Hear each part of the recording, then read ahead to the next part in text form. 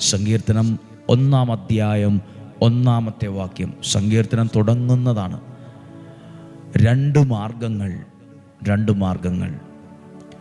ദുഷ്ടരുടെ ഉപദേശം സ്വീകരിക്കുകയോ പാപികളുടെ വഴിയിൽ വ്യാപരിക്കുകയോ പരിഹാസകരുടെ പീഠങ്ങളിലായിരിക്കുകയോ ചെയ്യാത്തവൻ ഭാഗ്യവാൻ, ഭാഗ്യമുള്ളവരായി മാറും. എന്തൊക്കെ ചെയ്യാതിരുന്നാൽ മതി? ദുഷ്ടരുടെ ഉപദേശം സ്വീകരിക്കുകയോ. എന്താണ്?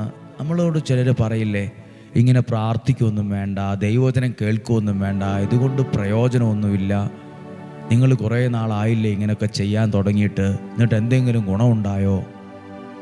അതാണ്. അങ്ങനെയുള്ള ഉപദേശം സ്വീകരിക്കരുത്. പിന്നെയോ, പാപികളുടെ വഴിയിൽ വ്യാപരിക്കരുത്. തെറ്റായ ബന്ധത്തിലും മദ്യത്തിനും മയക്കുമരുന്നിനും